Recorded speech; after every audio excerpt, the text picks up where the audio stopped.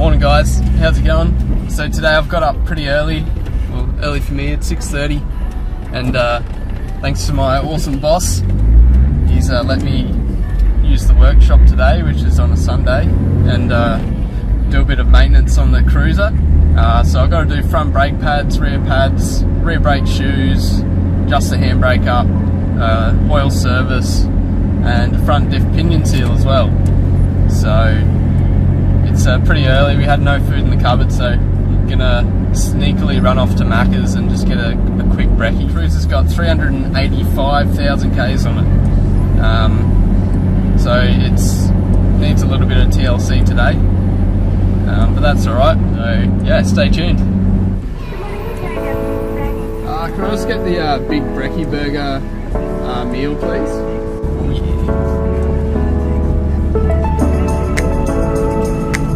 Of this thing.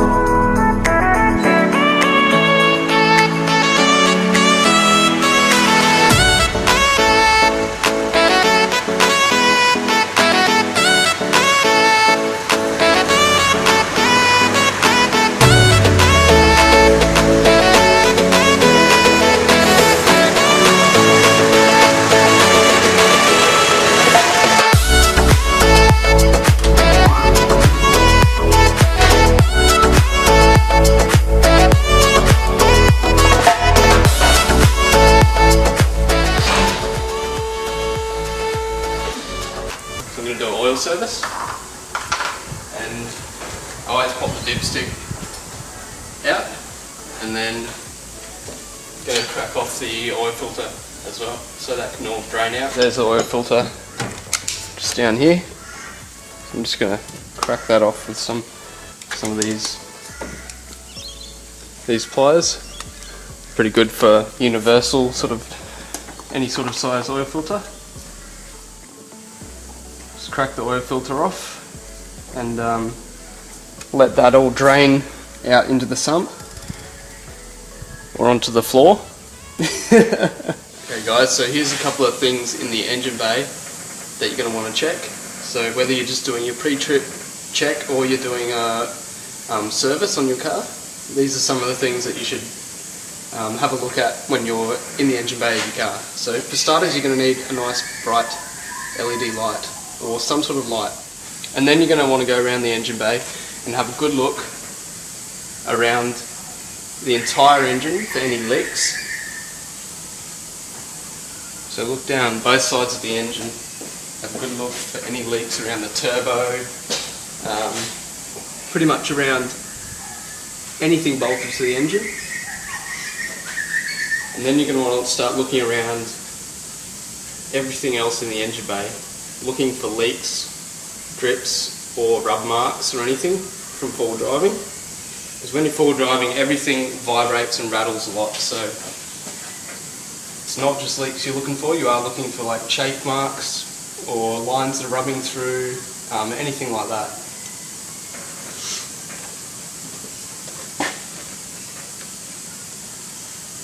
So everything looks pretty good in my engine bay at the moment. Have a good look over the radiator for any leaks. Good look over the front of the radiator as well for any leaks. It's dry. Viscous fan's got a little bit of tension when it's cold, which is good. When it's hot, it should be quite easily spinnable. And then the next thing you want to do is have a good look at your belts. So have a really good look at them. Make sure there's no cracks or splits. Have a good look around your water pump, power steering pump, any of those sort of components on the front of your engine. The AC compressor, have a look for any leaks. So it all looks pretty good in my engine bay at the moment. So yeah, next thing you want to check is your battery terminals. Make sure your battery terminals are nice and tight and clean as well. If you see lots of calcium build up, that means there's either an issue with the contact in here or an issue with the actual battery leaking acid.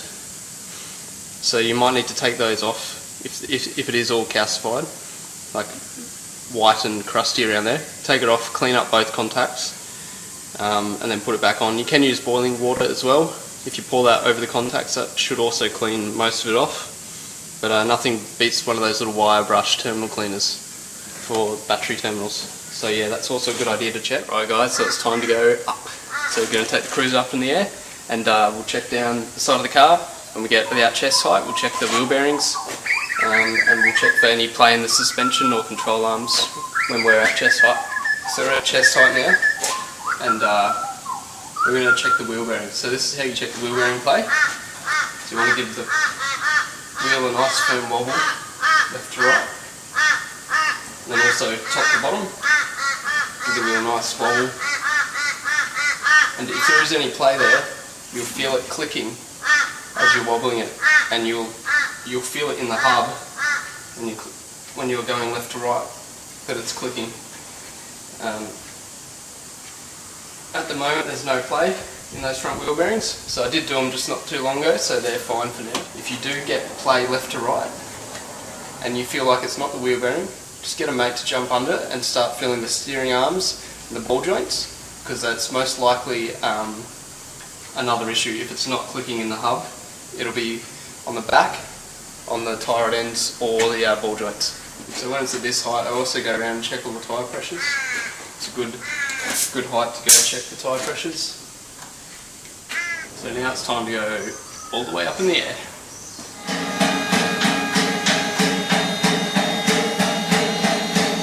I'm going to drop off the sump plug now. So on the Cruiser it's a 14mm sump plug. Just loosen that. Try and get this everywhere. Sometimes it's a bit hard, but yeah, okay. There we go. Nice. So the Cruiser takes about 10 litres of oil, which is quite a lot of oil. So usually leave it draining for quite a while. Let all that crappy oil drain out. We're under here, have a good look over the suspension, rear diff, all the bushes, looking for any leaks or any play or anything like that. Now, it does help if your car's a bit muddy like mine. You can see how muddy this is, because it's quite easy to see any leaks. So we'll say that's why it's still muddy under here. So as we're moving forward, you want to check your uni joints. So you've got 4 uni joints on your front rear tail shafts. So to check your uni joint, push it up and down, and then twist it so you can hear that little click. That's right in that joint. So that rear uni is actually starting to fail. So that's the sort of things you're checking for under here. So if it is, if you suspect there's play in it, sometimes it can be the shaft in here which has the play. So you need to hold this back section, and because I'm holding the camera now I can't do it, but with your other hand then you move this section up and down to check for the play. So you're holding the back section tight, then you can move the front and just make sure it's not the play in the spline that you're feeling. So as we move forward, you know, checking over the transfer case for any leaks, check the gearbox mounts, transfer case mounts, all that sort of thing. And you want to check the front propeller shaft as well, front drive shaft for play. So you can see here that my sway bar link is actually kicked off to one side if you compare it to the other side. So I'm going to have to push that back over, because it looks like it's actually the bush in there is actually worn away now because it's kicked over to come around the front of the car. Check over your shocks, all your bushes. Have a good look underneath for any drips or drops of coolant or anything. Have a good look over your swivel hubs. Make sure there's no leaks, so they look pretty dry, they look good. This side, it's got a little bit of a mist there. That's not bad enough to do just yet, so I'll recheck that in probably another 5,000 when I do another service and see if it's gotten any worse. But yeah, that's by no means enough to do it just yet. So everything else looks pretty okay. So you can see my front diff pinion, see where it's leaking. So you can see that all in there dripping down. So that's a pretty big leak. So I'm going to replace that today. So that'll be fun. So I'm just going to put a new sump plug washer on and put the sump plug back in. And I'll nip that up and then you can keep going with the service.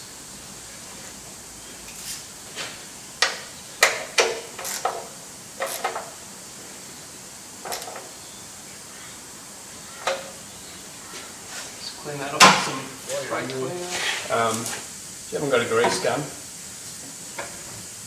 you should probably invest in one if you've got one of these sort of vehicles. So I'm just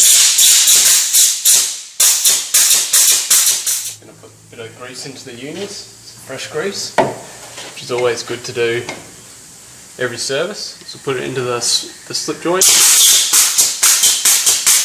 a couple of pumps, and then into the uni here.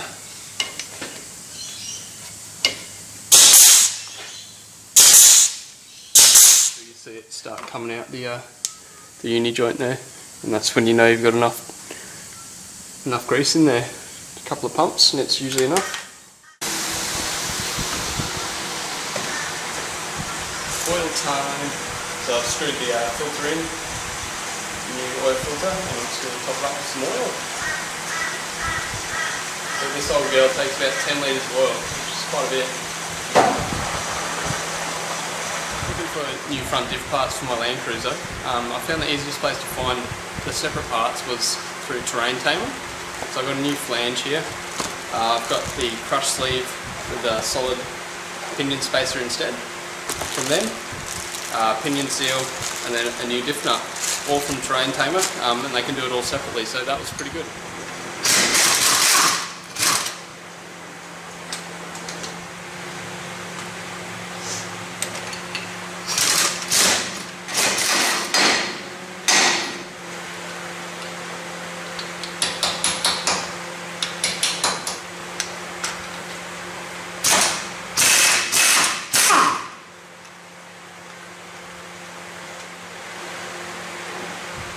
There you can see the leaking pinion seal, so it's pouring out.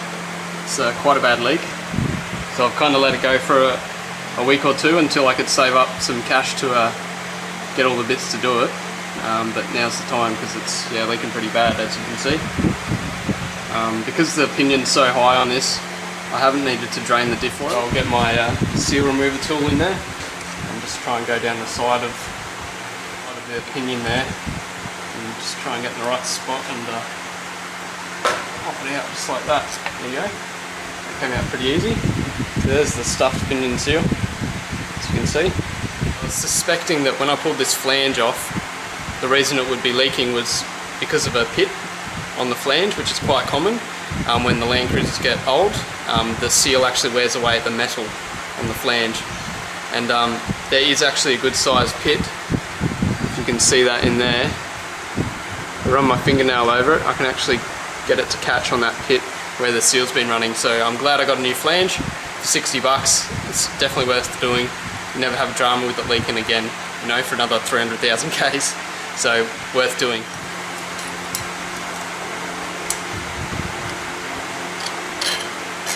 Pull that oil deflector out.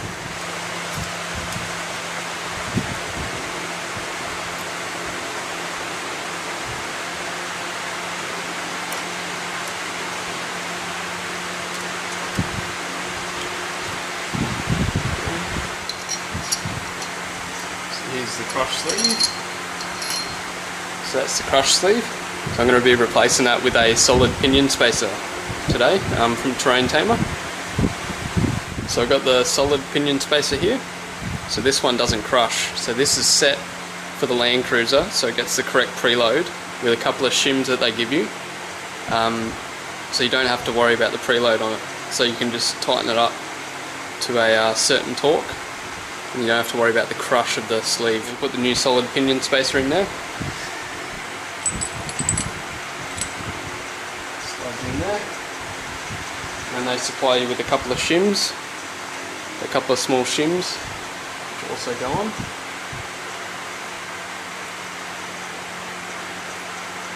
go back to the pinion spacer, and then the bearing. Go back on.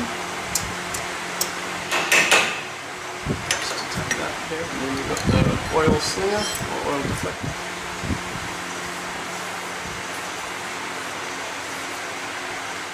Right.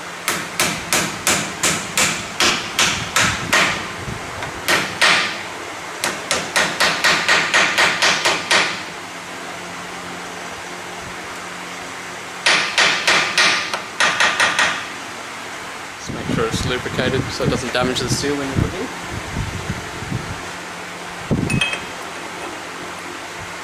Slide that in. We've got the new nut.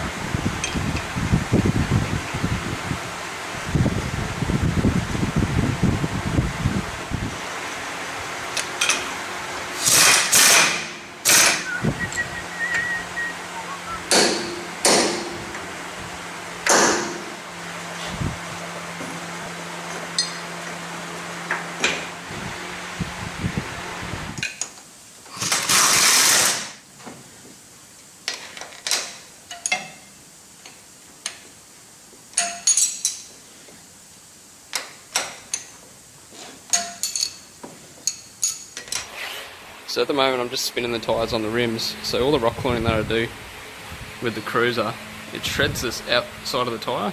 So these are getting pretty old, these tyres, and it's starting to look pretty ratty. So I'm spinning the tyres on the rims, so the inside is nice, there's no white lettering so it doesn't look all ratty or anything. And also, because there's lots of roundabouts where I live, the outside edge was getting quite feathered and worn down, so obviously the inside edge is not too bad, so that's another reason why I'm rotating them as well, so I should get a bit more life out of them, and also they won't look as ratty. Onto my wheels up after I've rotated them on the rims. So that one's needs quite a bit of weight, 140 grams, 160 grams, that's a fair bit, but they are old worn tyres, so that's to be expected. Especially with mud tyres, they take a lot more weight than your standard passenger tyre. Alright, so new brake pads are in on the front, new brake pads are in on the rear, and I've done shoes inside the rear. So the handbrake should actually work now. Same on this side, new pads. You can see I've spun the tyres on the rims, so the white writing's on the inside now.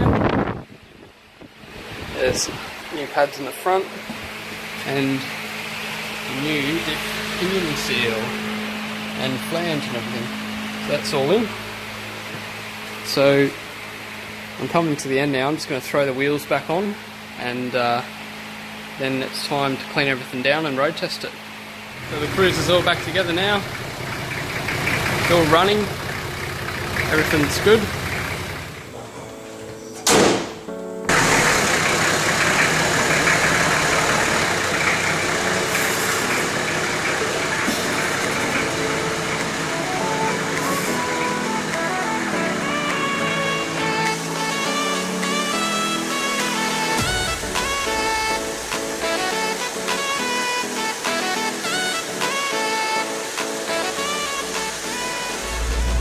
Thanks for watching, guys. So the Cruiser's all back together now, and it's driving pretty good. It's had its service and brakes, pinion seal, all that stuff's finished now, so it's all good, ready to go for the next full driving trip. If you enjoyed this video and you wouldn't mind giving it a thumbs up, that'd be awesome. And if you want to see any of my other videos, just hit the little subscribe button down below, or the little LandCruiser in one of these corners. And you can stay tuned to my channel for all my videos and all my uploads. Cheers guys, thanks for watching.